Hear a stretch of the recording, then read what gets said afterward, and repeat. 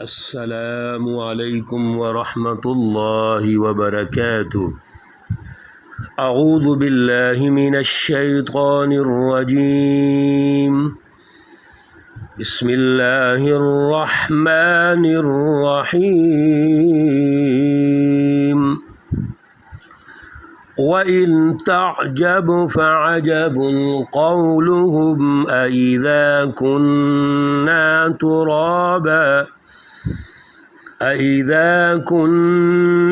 تُرَابًا أَإِنَّا لَفِي خَلْقٍ جَدِيدٍ أُولَئِكَ الَّذِينَ كَفَرُوا بِرَبِّهِمْ وَأُولَئِكَ الْأَغْلَالُ فِي أَعْنَاقِهِمْ وَأُولَئِكَ أَصْحَابُ النَّارِ هُمْ فِيهَا خَالِدُونَ۔ صدق اللہ العلی العظیم۔ اللہم صلی علی سیدنا ومولانا محمد النبی الأمی وعلى آلہ واصحابہ وبارک وسلم وصلی علیہ۔ معزز خواتین و حضرات، آج کا جو درس ہے یہ سورۃ الرعد سے ہے۔ آیت مقدسہ نمبر 5، 6 اور 7 ہے۔ پارہ نمبر 13 ہے۔ اللہ رب العزت ان آیات متبرکہ اور مقدسہ کا مفہوم، ان کی سمجھ، ان کا شعور اور اعلیٰ نظریہ عطا فرمائے، اور پھر ان پر عمل کی توفیق اور صلاحیت عطا فرمائے۔ گزشتہ درس میں اللہ رب العزت نے کتاب مقدس قرآن مجید کی اہمیت بطور رہنمائی انسانیت کے لیے جو قرآن پاک کا کردار بنتا ہے وہ پیش کیا تھا، اور اس کے ساتھ ساتھ بطور دلائل کائنات کی تخلیق اور کائنات کے اندر جو اللہ رب العزت کا تصرف ہے، اور پھر کائنات کی ترتیب و تشکیل اس طرح کہ اس کا فائدہ پوری انسانیت کو ہو، اللہ رب العزت نے بڑی بنیادی رہنمائی ارشاد فرمائی تھی۔ اس لیے ہمیں ہمیشہ یہ نظریہ اختیار کرنا چاہیے، اعلیٰ شعور اپنے اندر پیدا کرنا چاہیے کہ اس کائنات کا ذرہ ذرہ اللہ رب العزت کا ہے، اللہ ان کے حقیقی مالک ہیں، اور اس میں جو تصرف ہے وہ بھی اللہ رب العزت کی طرف سے ہے۔ لہٰذا کائنات اور کائنات کا ذرہ ذرہ اور پھر آسمان و زمین میں جتنے وسائل قدرت ہیں یہ اللہ کے ہیں، وہی اس کا حقیقی مالک ہے۔ ہم جو مالک ہیں، انسان جو عارضی طور پہ مالک ہوتا ہے، اس کو حق انتفاع کہتے ہیں، یعنی فائدہ اٹھانے کے اعتبار سے آپ مالک ہیں۔ آپ اتنے مالک ہیں جتنا فائدہ اٹھا لیں، اور جب آپ نے فائدہ اٹھا لیا تو آپ اگلے درجے میں اگلی چیز کے مالک ہو جائیں گے۔ اب جس چیز سے آپ نے فائدہ اٹھا لیا ہے جب کسی اور کے قبضے میں چلی جائے گی تو وہ اس کا مالک بن جائے گا۔ اس کا مطلب یہ ہوا کہ ہم حقیقی مالک نہیں ہوتے۔ یہ ایسے ہی ہے جیسے ہم سفر کرتے ہیں، کسی گاڑی میں بیٹھ گئے، سیٹ پر بیٹھ گئے، نشست پر بیٹھ گئے تو ہم اس کے مالک بن گئے، لیکن جوں ہی ہمارا سفر مکمل ہو گیا، ہماری وہ عارضی ملکیت، ایک ہدف تھا، اس کا ٹارگٹ تھا، وہ ختم ہو جاتی ہے۔ اب اس کے بعد جو دوسرے لوگ بیٹھیں گے وہ اس کے مالک بن جائیں گے۔ اگر یہ سوچ، یہ نظریہ ہم اختیار کر لیں تو اصل میں اللہ رب العزت اس کائنات کے سسٹم میں یہی ہمیں سمجھانا چاہتے ہیں کہ ہماری حیثیت کیا ہے۔ آپ ہم سب کی جو حیثیت ہے وہ عارضی ملکیت کی ہوتی ہے، وہ ضروری ہے تاکہ نزاع پیدا نہ ہو، آپس میں جھگڑا پیدا نہ ہو۔ لیکن حقیقی ملکیت کی نہیں ہوتی۔ حقیقی اپنے آپ کو مالک نہیں سمجھنا چاہیے، وہ اللہ رب العزت کی ذات اقدس ہے۔ آج بھی اللہ رب العزت نے اسی توحید کے دلائل کو پیش نظر رکھتے ہوئے جو رہنمائی ارشاد فرمائی تھی، اسی کو پیش نظر رکھتے ہوئے انسان کو جھنجھوڑا ہے کہ اے انسان تو غور کر، تو ہے کیا، اور میری قدرت پہ بھی غور کر، اور جو میں چاہتا ہوں میں نے ایک تدبیری نظام بنایا ہوا ہے اس پہ بھی تو غور کر۔ وَإِن تَعْجَبْ فَعَجَبٌ قَوْلُهُمْ أَإِذَا كُنَّا تُرَابًا أَإِنَّا لَفِي خَلْقٍ جَدِيدٍ۔ حضور نبی اکرم صلی اللہ علیہ وسلم سے ارشاد ہو رہا ہے کہ آپ ان کی باتوں سے تعجب کرتے ہیں، یہ عجیب باتیں لگتی ہیں ان کی۔ کیا باتیں؟ اذا كنا ترابا، کیا جب ہم مٹی ہو جائیں گے تو انا لفی خلق جدید، کیا نئے سرے سے ہم پیدا ہو جائیں گے، ہمیں نئے سرے سے اللہ رب العزت پیدا کر دیں گے۔ یعنی کہ ان کو اللہ پر یقین ہی نہیں آ رہا۔ ظاہر ہے جب اللہ کی توحید کو ہی تسلیم نہیں کرتے، وہ اللہ پر ایمان ہی نہیں لاتے، تو اللہ پر پھر کیسے یقین ہوگا؟ حالانکہ ایک کامن سینس ہے، ہم دنیا میں نہیں تھے تو آج دنیا میں موجود ہیں، تو کیا وہ خدا جو ہمیں پہلے پیدا کر سکتا ہے، نہ ہونے سے ہم ہو گئے، ہمارا وجود ہو گیا، تو کیا وہ خدا دوبارہ پیدا نہیں کر سکتا؟ وہ اللہ رب العزت کی ذات اقدس ہے، اس نے باقاعدہ پورا ایک تدبیری نظام تشکیل دیا ہوا ہے۔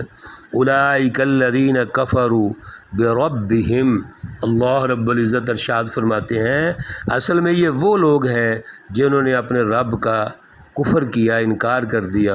وَأُولَئِكَ الْأَغْلَالُ فِي أَعْنَاقِهِمْ، ان کی گردنوں میں طوق ڈالے جائیں گے۔ وَأُولَئِكَ أَصْحَابُ النَّارِ، یہ دوزخی لوگ ہیں، یہ جہنمی ہیں، ہم فیہا خالدون، وہ اس میں ہمیشہ رہیں گے۔ وہ وین، وہ مائنڈ سیٹ جس کی بنیاد پر اللہ پر یقین پیدا نہیں ہوتا، شک پیدا ہوتا ہے، یہ بڑا خطرناک ہوتا ہے۔ اس لیے اللہ رب العزت نے اس مائنڈ سیٹ کو یہاں ریجیکٹ کر دیا ہے۔ معاشرے کے اندر ہمیں بھی بعض اوقات اللہ رب العزت پر اس طرح کا یقین نہیں ہوتا، ہم مختلف شکوک و شبہات میں پڑے رہتے ہیں، اسی سے شرک پیدا ہوتا ہے، اسی سے بدعات پیدا ہوتی ہیں، اسی سے غلط رسومات پیدا ہوتی ہیں۔ اس لیے ہمیں اللہ پر یقین کرنا ہے، جتنا اللہ پر یقین ہوگا اتنا ہی ہمارا ایمان اعلیٰ درجے کا ہو جائے گا، اللہ کی پہچان پیدا ہو جائے گی اور اللہ سے ہماری وابستگی گہری ہو جائے گی۔ پھر ان کا جو مائنڈ سیٹ ہے، اس مائنڈ سیٹ کے نتیجے میں یہ کرتے کیا ہے؟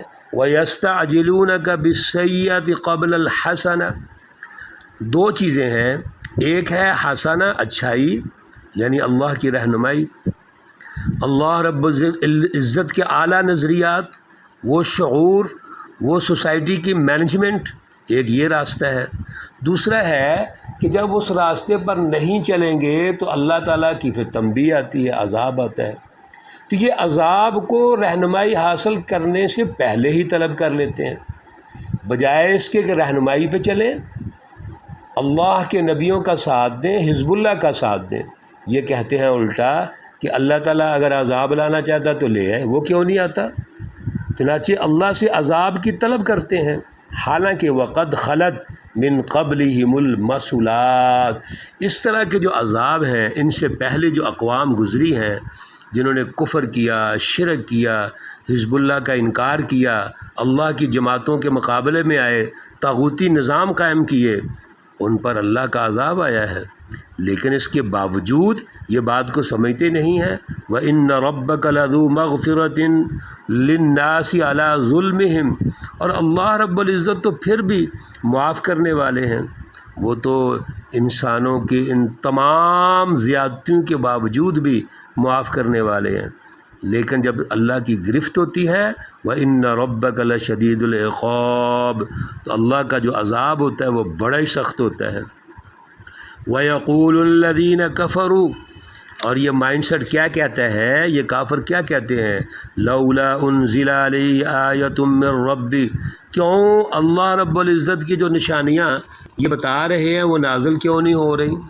یعنی وہ چیلنج کرتے ہیں اللہ رب العزت کو کہ جو اللہ کے نبی یہ معجزات کہتے ہیں، نشانیاں کہتے ہیں، عذاب کی شکل ہے، تو وہ کیوں نازل نہیں ہو رہی؟ بڑا خوبصورت اللہ رب العزت نے جواب دیا ہے جو دور حاضر میں بھی سمجھنے والا ہے۔ اللہ فرماتے ہیں انما انت منذر۔ ایک بات پہلی یاد رکھیے کہ آپ یعنی نبی علیہ الصلاۃ والسلام کا جو منصب ہے وہ تو ڈرانے والا ہے۔ اللہ رب العزت کی طرف سے ان کو ہادی بنا کے بھیجا گیا، رہنما بنا کے بھیجا گیا، سوسائٹی کی مینجمنٹ کا بہترین ایک لیڈر بنا کے بھیجا گیا ہے، اس کا کام مینجمنٹ کرنا ہے۔ تو نبی علیہ الصلاۃ والسلام کے بارے میں بھی یہی ہے، آپ ایک منذر ہیں۔ اب معجزات کیوں نہیں آتے یا اللہ کا عذاب کیوں نہیں آتا، یہ اللہ کی مرضی پر ہے۔ یاد رکھیے معجزات آئے ہیں لوگوں کو سمجھانے کے لیے، معروضی حالات کے مطابق جتنی ضرورت تھی اللہ نے نبیوں کو معجزے دیے ہیں، لیکن یہ معجزات جو ہیں یہ اللہ کی طرف سے ہوتے ہیں۔ اصل میں جو نبی کا تصور ہے وہ تو ڈرانے والا ہے، یعنی راہ ہدایت دینے والا ہے، درست راستہ بتانے والا ہے، صراط مستقیم کو بتا کر اس پر انسانیت کو قائم رکھنے والا ہے۔ وَلِكُلِّ قَوْمٍ ہاد۔ دوسرے نمبر پر اللہ نے ارشاد فرما دیا کہ آپ صلی اللہ علیہ وسلم سے پہلے بھی جتنی اقوام گزری ہیں اللہ نے وہاں ہدایت دینے والا بھیجا ہے، رہنما بھیجا ہے۔ اس لیے یہ جو مائنڈ سیٹ ہے کہ بجائے اس کے کہ رہنمائی کو حاصل کیا جائے، رہنمائی کو سنا جائے، قبول کیا جائے، اس کو سیکھا جائے اور نبی علیہ الصلاۃ والسلام کی جو حیثیت ہے بطور رہنما اس کو قبول کر لیا جائے، یہ کیا کرتے ہیں، اس کا انکار کر دیتے ہیں اور اگلی باتیں کرتے ہیں کہ عذاب کیوں نہیں آ رہا۔ یہ مائنڈ سیٹ خطرناک ہے۔ اللہ رب العزت کے عذاب کو کبھی دعوت نہیں دینی چاہیے، اور کفار نے جب بھی کیا اللہ رب العزت نے بڑے طریقہ کار کے ساتھ ان کو سمجھایا، اور لیکن جب وہ نہیں سمجھے پھر اللہ کا عذاب بھی آیا ہے۔ مختلف آپ انبیاء علیہم الصلاۃ والسلام کے واقعات میں سن چکے ہیں۔ اللہ رب العزت ہمیں ہدایت عطا فرمائے، اعلیٰ شعور، اعلیٰ نظریہ عطا فرمائے۔ اللہ رب العزت تمام مرحومین و مرحومات کو جنت الفردوس میں اعلیٰ مقام عطا فرمائے۔ اللہ رب العزت تمام بیماروں کو شفائے کاملہ عاجلہ مستمرہ عطا فرمائے۔ اللہم یا احل المشکلات، یا رافع الدرجات، یا دافع البلیات، یا کافی المہمات، یا شافی الامراض، یا مجیب الدعوات، یا ارحم الراحمین۔